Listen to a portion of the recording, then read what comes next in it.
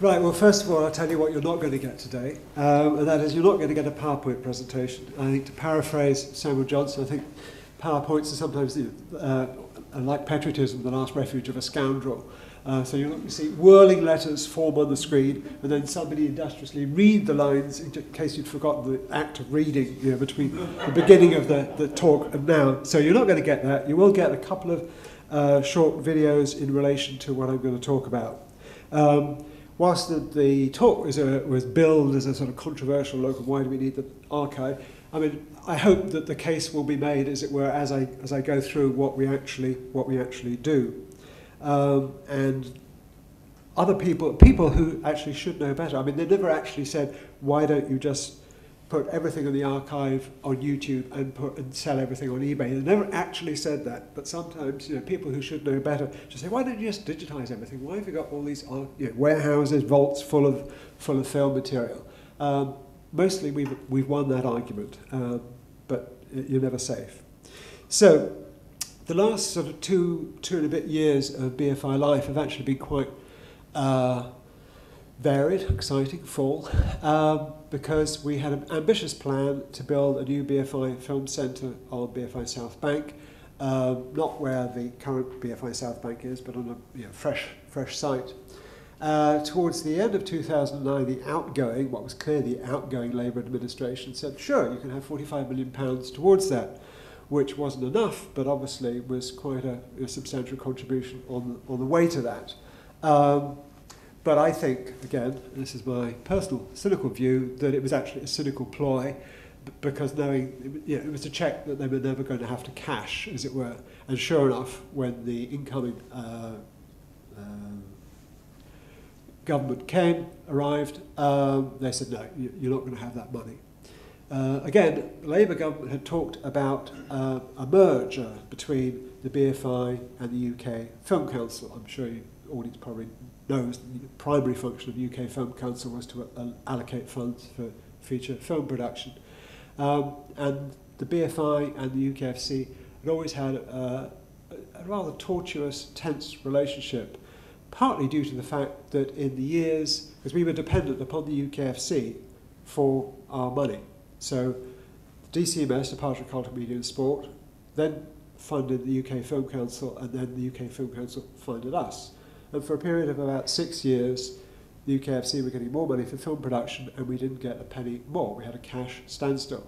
So the suggestion of a merger was like saying to a boyfriend and a girlfriend who've been going out for years and really can't stand the sight of each other, why don't you get married? That was sort of like the idea. And so then, of course, as I'm sure you will know, summer of 2010, pretty much of a bombshell, I think it was a Monday morning, when we heard UKFC is going to be abolished. We were told to act responsibly and seriously, but I mean, it was breaking out the buntings time, really, for us, because, which is separate, of course, from arguing the need for a body like that. It was difficult not to resist the temptation to throw the baby out with the bathwater. But anyway, since then, we've taken into the BFI about just under half of the UK Film Council staff. So at the moment, there's an interesting kind of transitional period, if you like, for the BFI, because we are now, to use that sort of ugly government term, the lead agency for film. And so there are two reviews ongoing, one conducted by the BFI about what the new role of the BFI is, another management word, going forward. It's the only time I'll say it. And then another separate government review, which is also undertaking a review of how film policy should work. And so at the moment, as I say, there's a lot of kind of conversation within the BFI of the new BFI. Not quite sure personally how that's going to kind of play out, because it would be easy for the BFI to be somewhat kind of seduced, if you like, by the fact of having millions, literally millions of pounds to allocate towards feature film production. But obviously we have a kind of concern in the archive that the archive continues to be sort of well funded, well resourced, and occupies prime not the primary position, but a prime position in terms of the future of the BFI. So it's still, it's still being worked out what it actually is, what the new BFI might mean. So also a very substantial part of the last few years has been what we call Screen Heritage UK, underly abbreviated to SHUC, which was £24 million which we got from the government in order to aid and support the archive sector. We'd asked, I think the figures were more or less, little more than on the back of an envelope, but nonetheless we'd asked for about twice that much, and we got 24.5 million, which was divided into three tranches basically. One, securing the national collection, of which more in a moment. Another one called Reviving the Regions, which I think, the regions probably didn't actually realise that they were dead, but still. But anyway, and Yola will always, I made the error, I think, twice with Yola, referring to Wales as a region. Well, I don't do that anymore. And I think Wales was, was excluded from reviving the regions. And then there's also an education element to it.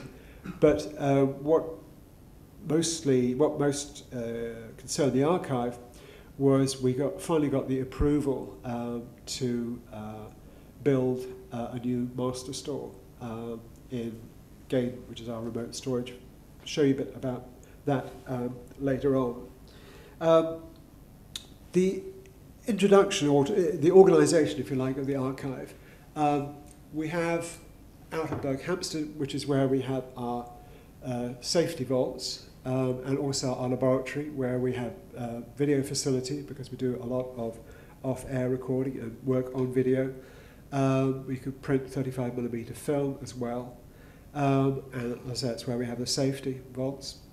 We have the remote storage in Gaydon, but in terms of the curatorial work, which is obviously what I'm part of as curatorial unit, we're divided into kind of four sections, if you like. There's the section I run, fiction, there's non-fiction, self-explanatory, there's TV, I'll talk a little bit about what we do with television, and there's also archive online, again, I'll explain that. We also, of course, in addition to the film materials and video materials, we actually have a very extensive, what we call special collections, which is a collection of scripts, stills, transparencies, and a small number of 3D objects as well. So it's a very, it's a very large collection indeed. People say, I think we're always a little uncomfortable about saying it's the largest collection in the world, because it depends how you define it, because we have a huge collection of off-air recorded television programs. Do you count those or not? Library of Congress, but we now, I think, the official line is the most significant archive in the world, and I have no idea what that might mean at all. Anyway, so talk about collecting policy, which is kind of like really what we get, how we get it, and what we do with it once we've got it, really. Those are the sort of three areas. Talk primarily about fiction, but non-fiction, we acquire materials which reflect, in a sense, British life. Collecting policy is under review. The new mantra is art, history, and impact of film. Little difficult to say how that's going to work out in terms of non-fiction. Television, we have an off-air agreement with BBC. We record BBC output and provide a research viewing service for BBC. We also are funded by Ofcom to record off-air ITV, I don't think only ITV1 as it were, Channel 4 and Channel 5. Thanks to new technology, we record everything, the whole output over a month, and then my colleagues in TV go through it and decide what they're going to collect from that and retain from that month and go forward on that basis. Collecting policy for feature film is fairly straightforward in a sense, in that our ambition, but clearly an ambition that's currently not really achievable, but our ambition is to acquire ideally preservation material, but increasingly viewing copies of every British feature film that gets a theatrical release.